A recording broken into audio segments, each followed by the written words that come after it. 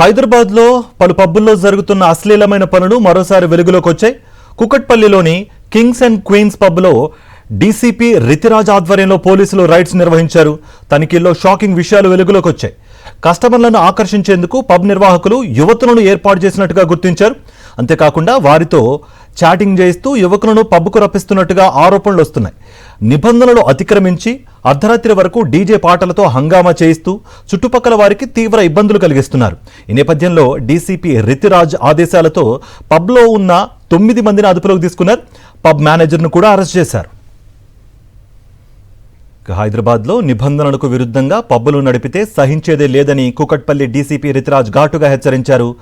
అనుమతించిన సమయానికి మించి నిర్వహించే పబ్బులపై ఉక్కుపాదం మోపుతామన్నారు. ముఖ్యంగా అర్ధరాత్రి వేళల్లో భారీ శబ్దాలతో డీజే సౌండ్లు పెడితే ఊరుకునే ప్రసక్తే లేదన్నారు. చట్టాన్ని అతిక్రమిస్తే ఎంతటి వారైనా సరే ఉపేక్షించబోము అంటున్న డీసీపీ రితిరాజ్తో మా ప్రతినిధి రవిచంద్ర ఫేస్ టు ఫేస్.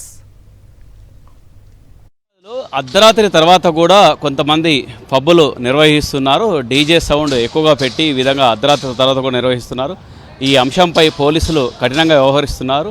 ఇదే అంశంపై కుకట్పల్లి కేపీహెచ్పి పోలీస్ స్టేషన్ పరిధిలో కూడా క్వీన్ అండ్ క్వీన్స్ అనే పబ్బుపై రైడ్ చేశారు. డీసీపీ రితిరాజ్ మేడం ఆధ్వర్యంలో కొనసాగింది. మేడం మన దగ్గర ఉన్నారు. మేడం, ఎలా సమాచారం ఏంటి, ఎలా తెలిసింది, అక్కడికి వెళ్తే మీకు ఏం తెలిసింది?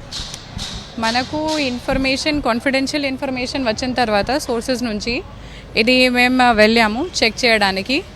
ముందుగా ఫస్ట్ నేను వెళ్ళాను, మన టీం స్టాండ్ బైలో పెట్టి.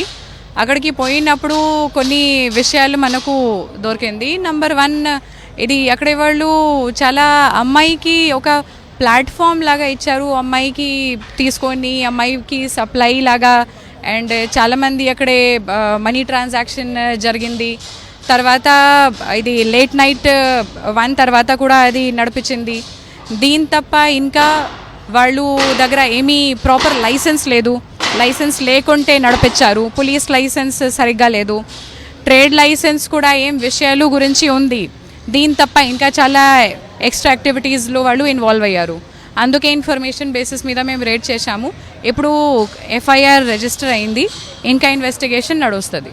నిబంధనలకు విరుద్ధంగా డాన్స్ ఫ్లోర్ కూడా ఏర్పాటు చేసినట్టు తెలుస్తుంది. అదే డాన్స్ ఫ్లోర్ నుంచి మనకు ప్రాబ్లం లేదు, కానీ డాన్స్ ఫ్లోర్లో ఒక బార్ లాగా అండ్ ట్రాన్సాక్షన్ డబ్బులు ఎక్స్చేంజ్ జరిగితే అప్పుడు ప్రాబ్లం ఉంటుంది. అప్పుడు ప్రాస్టిట్యూషన్ లాగా ఇది మన ఇమ్మోరల్ ట్రాఫిక్ ప్రివెన్షన్ యాక్ట్ కింద అది కూడా అట్రాక్ట్ అవుతుంది. అందుకే మేము దీని మీద కొంచెం సీరియస్గా యాక్షన్ తీసుకున్నాము. సాఫ్ట్వేర్ ఎంప్లాయీస్ కావచ్చు, యువత కావచ్చు, ఆ ఏరియాలో ఎక్కువగా ఉంటుంది. వాళ్ళని అట్రాక్ట్ కావడానికి సోషల్ మీడియాను వాడుతున్నారా? ఎట్లా అట్రాక్ట్ చేస్తున్నారు? ఏ విధంగా వాళ్ళు పబ్బులకు వచ్చేటట్టు చేస్తున్నారు? ఇలాగా సర్వీసెస్ వాళ్ళు సప్లై చేస్తే ఇది వర్డ్ ఆఫ్ మౌత్ నుంచి చెప్పి మాట నుంచి ఇది స్ప్రెడ్ అవుతుంది. అదే విని చాలామంది అక్కడే వాళ్ళు లాయల్ కస్టమర్స్ లాగా రెగ్యులర్గా వస్తూ ఉన్నారు. అందుకే ఇప్పుడు మన ఇన్వెస్టిగేషన్లో కూడా మేము అదే ఫోకస్ చేస్తాము. ఆర్గనైజర్స్ ఎవరెవరు ఉన్నారు, ఎవరు రెగ్యులర్ లాగా చేస్తారు. అర్ధరాత్రి తర్వాత కూడా ఈ పబ్బులు ఈ విధంగా నిర్వహిస్తున్నారు. స్పా సెంటర్లు కావచ్చు, ఇవి కావచ్చు. ఈ విషయంలో మీరు ఎలాంటి వార్నింగ్? అదే ఈ రేడ్ మేమేం చేశాము, ఇది స్టార్టింగ్ ఉంది. దీని తప్ప ఇంకా మేము సర్ప్రైజ్ చెక్స్ చేస్తాము. ఏమీ ఇలాగా మన దృష్టికి ఇలాగ వైలేషన్స్ వస్తే నంబర్ 1 ట్రేడ్ లైసెన్స్ క్యాన్సిలేషన్ కోసం పంపిస్తాము.